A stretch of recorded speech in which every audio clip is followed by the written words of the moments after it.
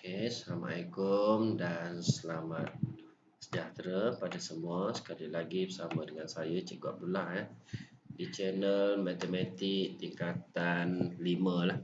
SSM untuk sukatan baru.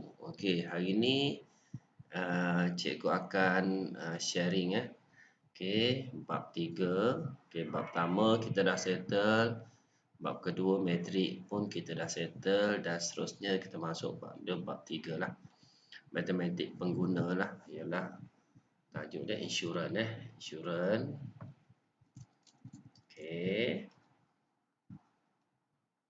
Insurans. So apa yang anda pelajari? So pelajar akan belajar dua benda lah dekat sini.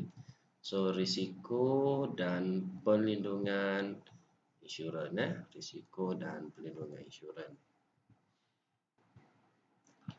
Maslahat bab ini pengetahuan tentang risiko dan insurans. Risiko dan insurans sebagai pelindungan kewangan adalah sangat penting lah. Pelindungan kewangan adalah sangat penting bagi individu sebagai persediaan masa hadapan. Jadi sebut saja insurans, kita tahu dah tu pelindungan lah. Pengetahuan ini juga penting dalam pengurusan kewangan peribadi lah. Kerana kita mungkin akan menggunakan sebahagian pendapatan kita untuk insurans. Semua orang tahu. Zaman sekarang ni wajib boleh dikatakan wajib lah mengambil insurans. So sebagai pelindungan kewangan lah. Kita takut apa yang berlaku pada kita kos rawatan yang tinggi sekarang. So bila kita ambil insurans tu dia boleh cover banyak benda lah. Dalam tajuk ni kita akan bincang lagi detail lah.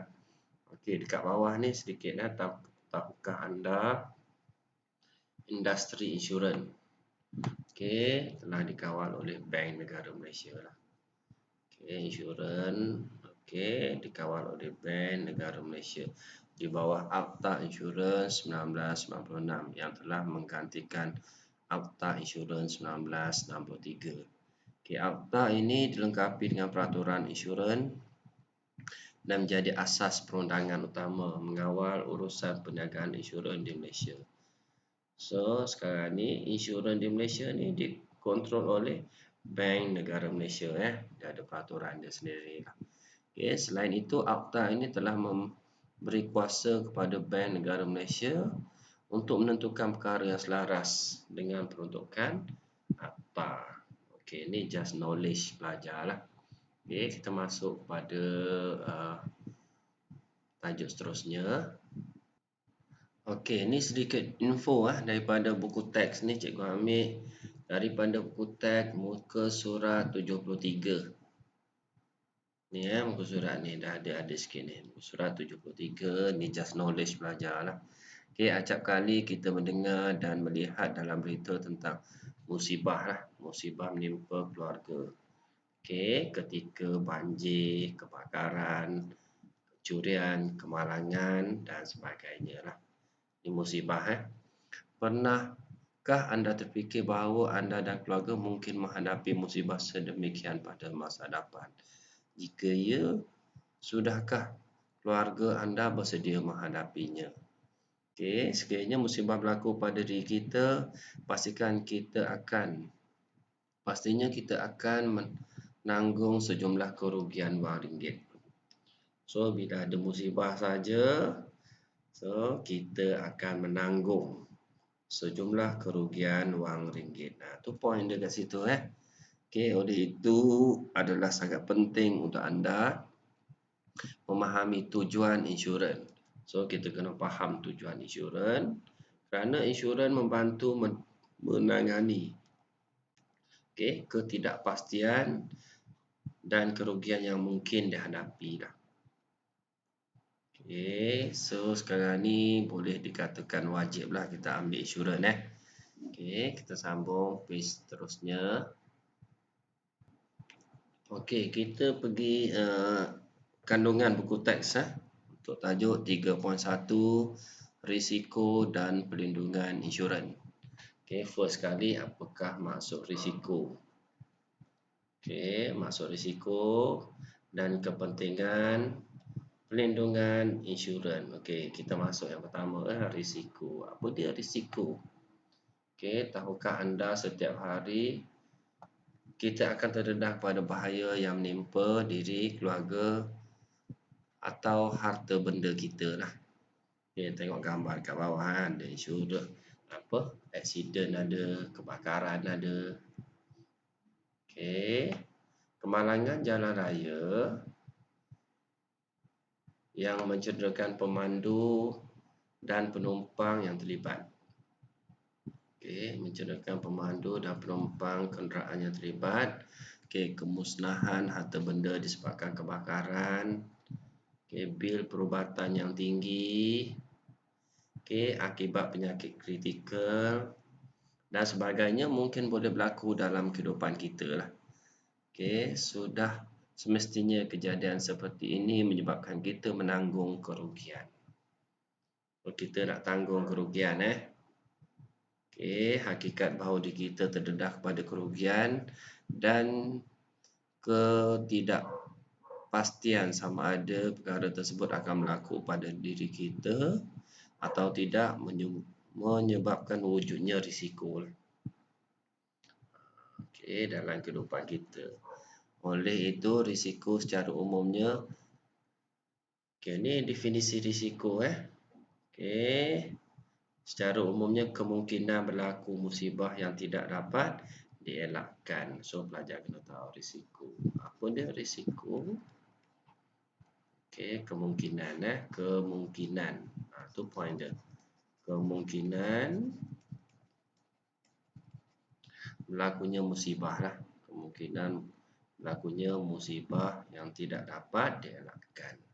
Kemungkinan musibah yang tidak dapat dielakkan.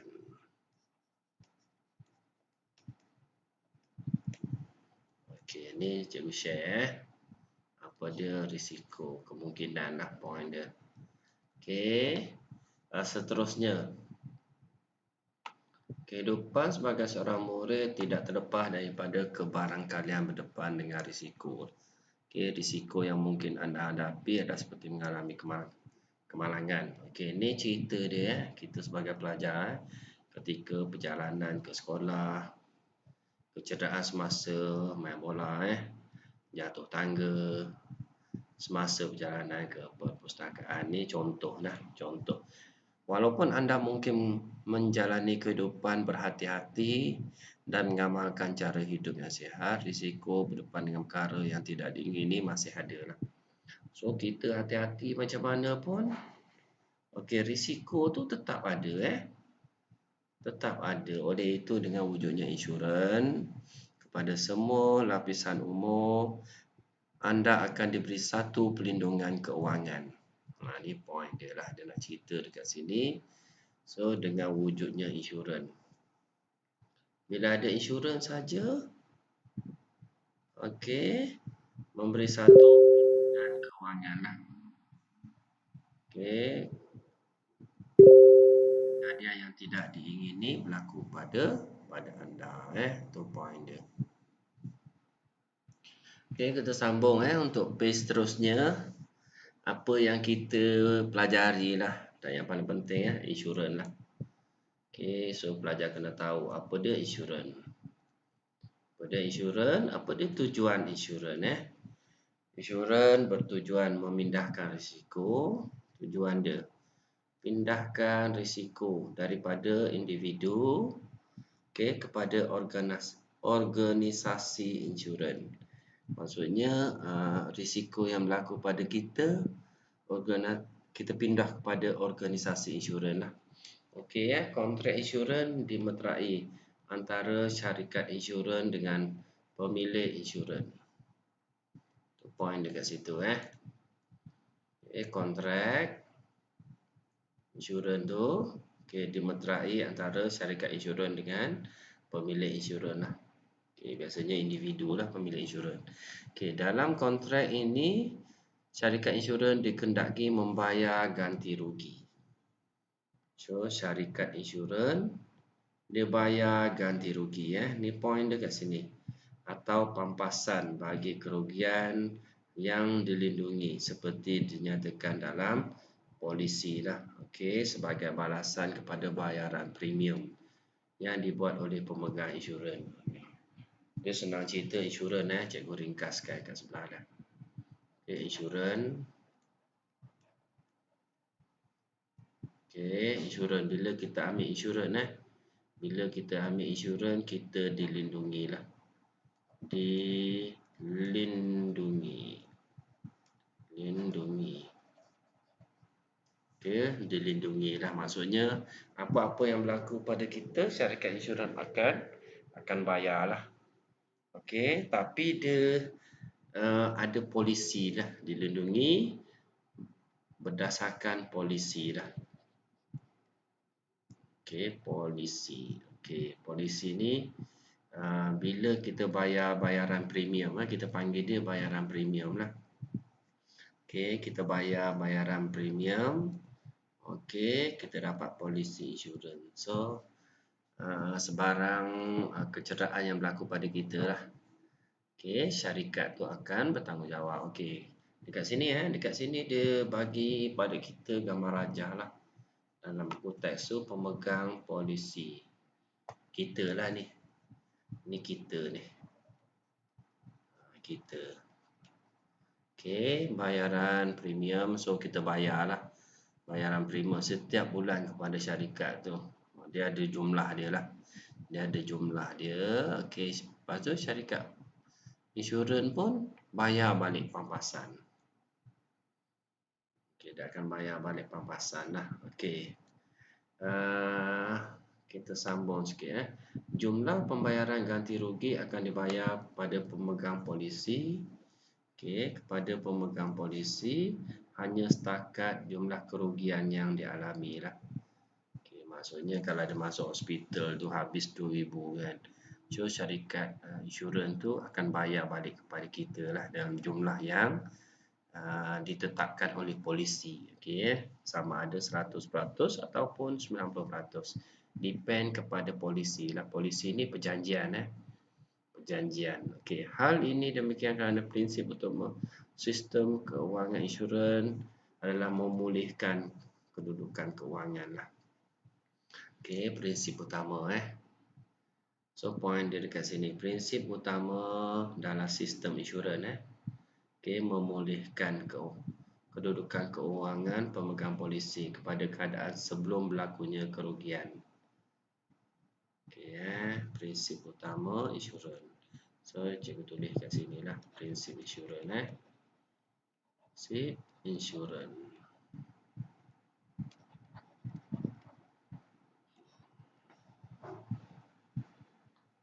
Okay, point dia kat situ. Prinsip insurans memulihkan kedudukan keuangan. Pulihkan keuangan. Tu point dia. Okay, kita belajar sedikit teori lah dalam matematik sebelum kita masuk pada calculation lah.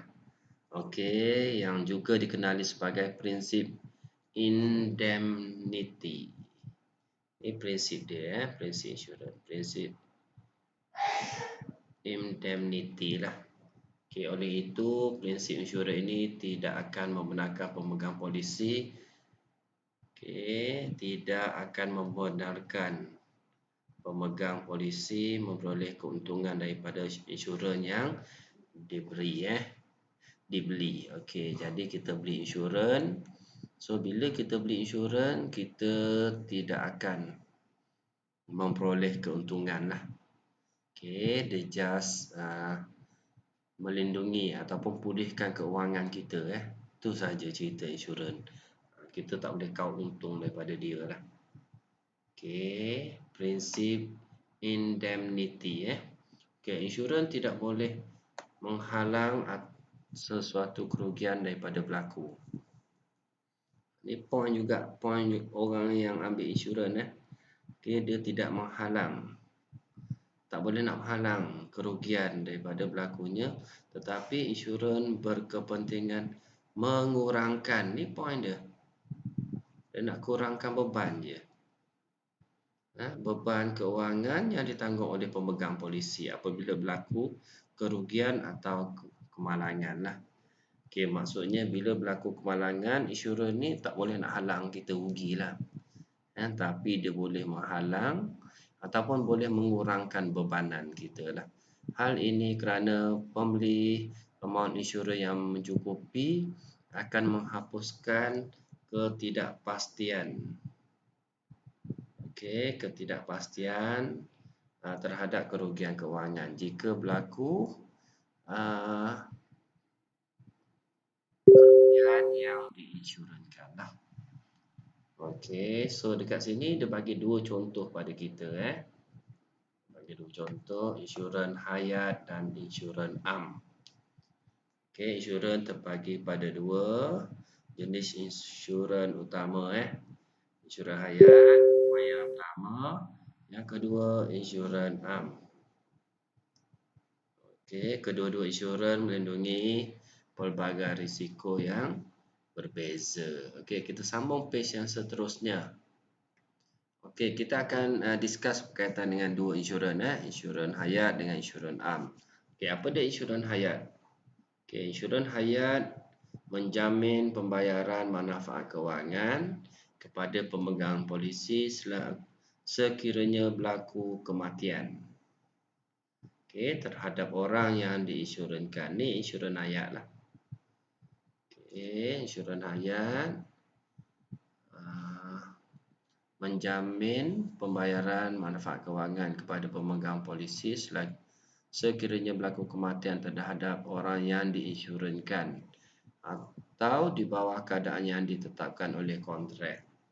Okey, risiko yang dilindungi oleh insurans hayat seperti berikutlah. Dia ada dua kematian, biasanya tiga benda hilang upaya, keilatan ataupun penyakit kritikal. Okey, tujuan insurans hayat ni menyediakan perlindungan kepada ahli keluarga. Itu je tujuan dia menyediakan perlindungan kewangan pada ahli keluarga yang bergantung pada pemegang polisi. Okey, apabila pemegang polisi meninggal dunia lah. Namun sekiranya pemegang polisi itu masih hidup. Okey, ini kita sambung sikit Sikit lagi, pemegang polisi itu masih hidup tetapi mengalami hilang upaya menyeluruh dan kekal lah. Contoh dia lumpuh dan sebagainya Okey, pemegang polisi itu menerima pampasan juga berdasarkan syarat yang ditetapkan dalam polisi insurans hayatnya lah. Okey, itu insurans hayat. Okey, kita pergi seterusnya Ni dalam textbook awak juga, muka surat 76 insurans am. Apa dia insurans am?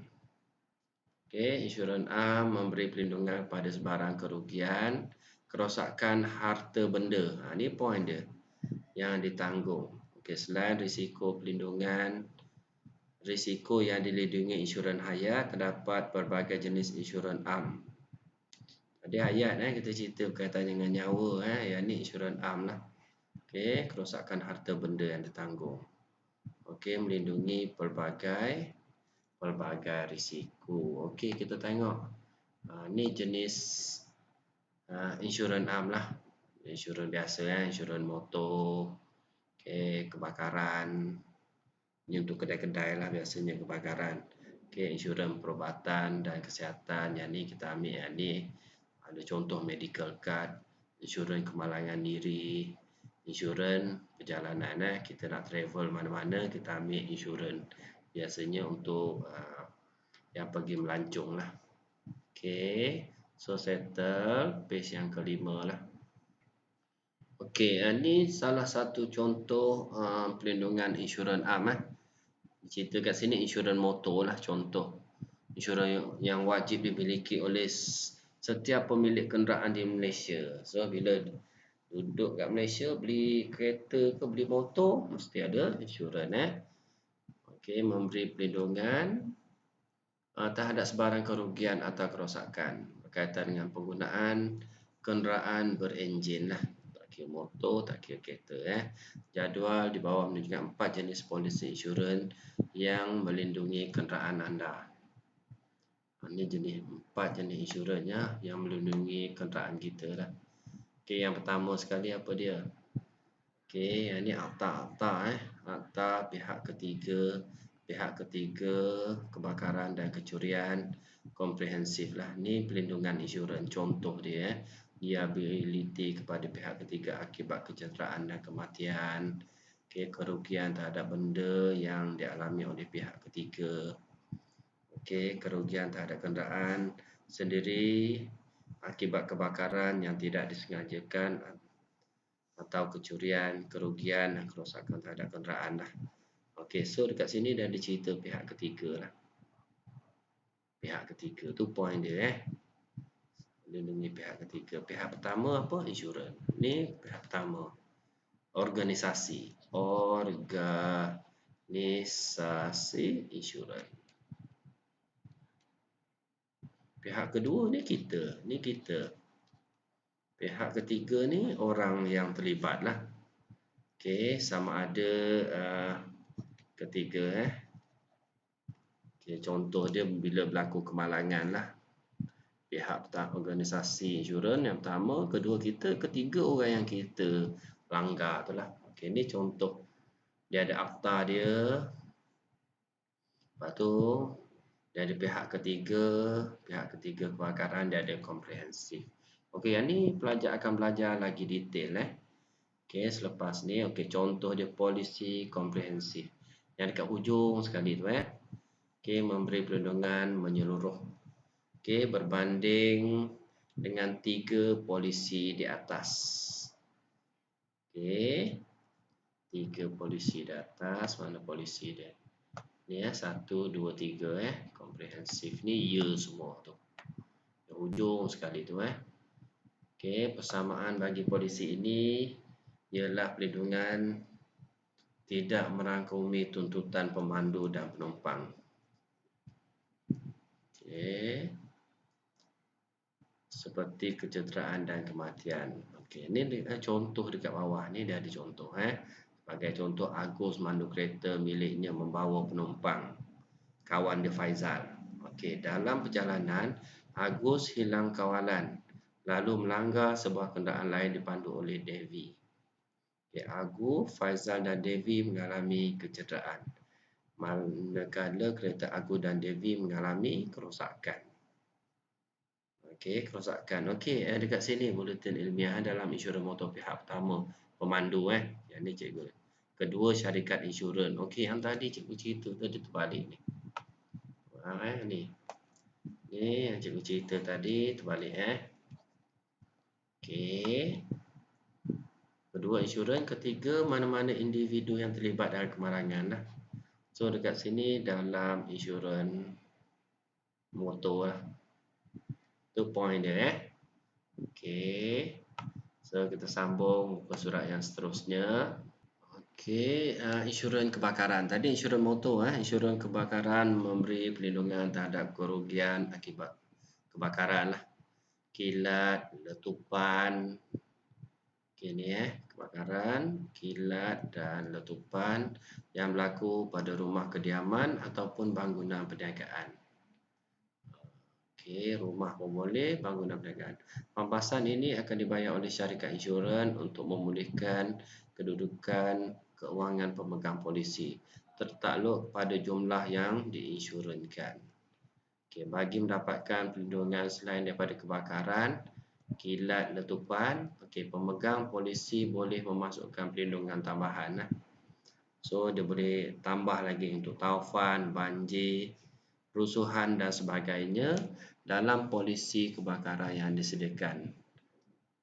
Okey, yang sedia ada dengan tambahan premium. Maksudnya kita tambah bayaran untuk kita tambah lagi ni. Biasanya banjir, taufan, kerusuhan Okey, tu yang kedua, insurans yang kedua lah. Okey, insurans yang ketiga yang pelajar akan belajar insurans perubatan lah. Okey, insurans perubatan dan kesihatan. Okey, selain daripada kematian, anda juga boleh memberi perhatian kepada risiko kemerosotan kesihatan yang mungkin dihadapi. Ini cerita medical card lah. Ya, biasa pelajar dengar kan. Hal ini demikian kerana anda mungkin terpaksa menanggung pembelanjaan perubatan. Seperti kos kemasukan ke hospital dan pembedahan. So dekat sini insurans hospital dan pembedahan ada, insurans penyakit kritikal ada, insurans pendapatan akibat hilang upaya ada, insurans pendapatan hospital. Seterusnya insurans yang keempat lah, insurans kemalangan diri. Insurans kemalangan diri memberi perlindungan sekiranya pemegang polisi mengalami kecederaan anggota badan. Seperti kecacatan, hilang upaya ataupun meninggal dunia daripada punca secara langsung daripada kemalangan lah. Insurans ini adalah berbeza dari ayat. Insurans perubatan dan insurans kesihatan. So dia ada 3 lah. Kat sini dia berbeza. Last sekali insurans perjalanan lah. Insurans perjalanan melindungi pemegang polisi terhadap kerugian perjalanan. Sama ada di lalu darat, udara dan laut. Seperti kematian, kecacatan kekal, kehilangan bagasi, pasport dan duit. So insurans yang kita ambil, insurans perjalanan tu dia merangkumi semua lah. Kemalangan, kematian, kecacatan kekal, kehilangan bagasi, pasport dan duit, belanja perubatan dan lain-lain. Ni semua termasuk dalam insurans am lah, insurans am. Tempoh pelindungan bagi kebanyakan polisi insurans am. Ini insurans am tempoh biasanya 1 tahun ataupun kurang lah. Dari tempoh 1 tahun. Premium yang dibayar pula adalah pada satu-satu masa apabila memerlukan perlindungan. Contoh dia pergi melancong, baru kita ambil. So dia ada tempoh dia beberapa hari. Jadi dia akan cover kita. Ini insurans perjalanan. Itu saja yang cikgu share. Nantikan sambungan part 2 part 2 untuk insurans kelompok. So hari ini kita dah discuss berkaitan dengan risiko yang kita hadapi dan kenapa perlu kita ambil insurans. So kita dah bincang 2 insurans hayat dengan insurans am kita dah bincang. So cikgu akan sambung untuk insurans kelompok lah untuk siri seterusnya. Itu saja daripada cikgu. Terima kasih.